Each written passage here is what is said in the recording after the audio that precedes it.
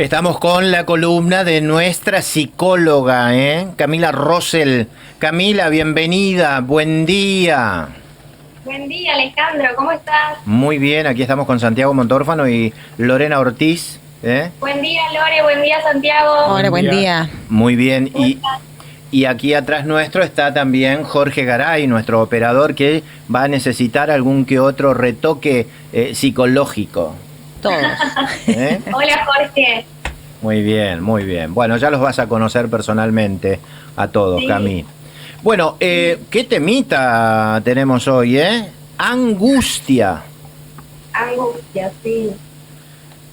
Bueno, para empezar, vamos a hablar sobre la angustia, que creo que al igual que la ansiedad, todos alguna vez hemos sentido angustia. Decime vos, Alejandro, Sí, sí. ¿sentiste angustia alguna vez? Hemos pasado por momentos de mucha angustia, sí. Bueno, y el contexto de hoy también se presta a que muchos estén atravesando por momentos angustiantes. Bueno, me pareció interesante mencionar que etimológicamente hablando, la palabra angustia viene de angosto. ¿Y esto por qué? Porque cuando sentimos angustia, se angosta justamente el canal respiratorio y por eso aparece esa sensación como de ahogo o esa presión en el pecho que es tan característica de la angustia. La angustia es un estado emocional en donde hay un malestar. Uno cuando está angustiado se siente mal. Y ese malestar, aparte, es interpretado como desagradable o insoportable. Por eso quizás sentimos esa presión en el pecho que es tan angustiante.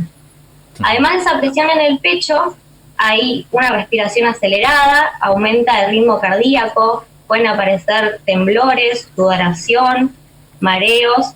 Todo eso sería un cuadro de angustia. Quizás si yo me pregunto cuándo estoy atravesando angustia, si aparecen estos síntomas, quiere decir que estamos atravesando por un cuadro de angustia.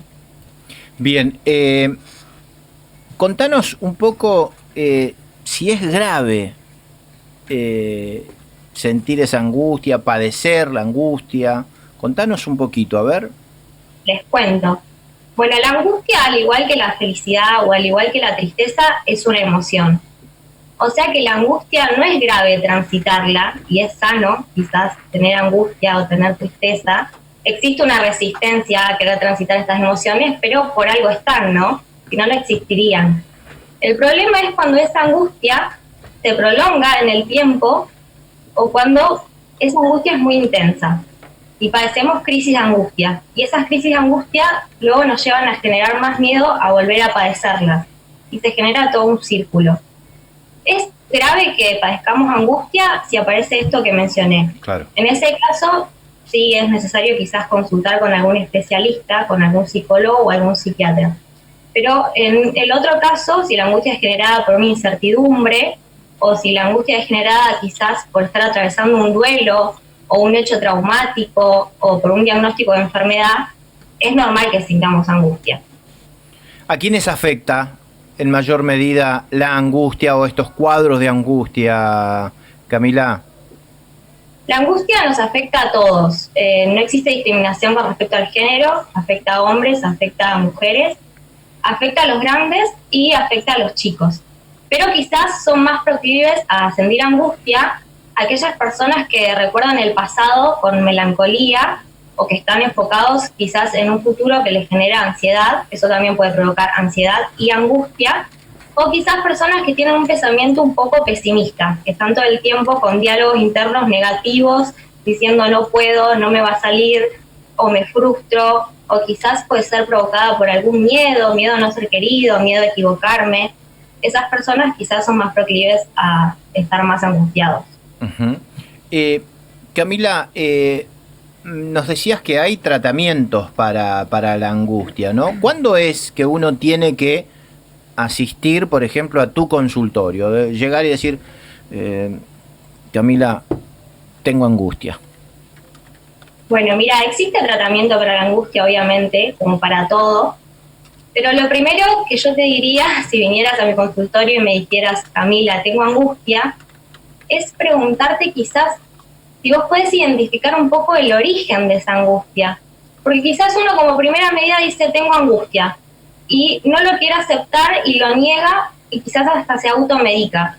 Y como decía anteriormente, la angustia, al igual que cualquier otra emoción, está ahí para algo. Entonces es muy importante que nosotros identifiquemos el origen de la angustia, cuándo aparece la angustia, quizás aparece en el día o en la noche, o quizás hay alguna situación que la desencadena. Por eso los psicólogos siempre vamos al origen de la emoción, porque las emociones reprimidas son las que nos generan después síntomas físicos. Si nosotros no hablamos, el cuerpo habla, entonces se termina manifestando de alguna manera. Por eso es súper importante detenernos, por más de que no nos guste transitar estas emociones, y preguntarnos por qué están ahí y por qué están apareciendo.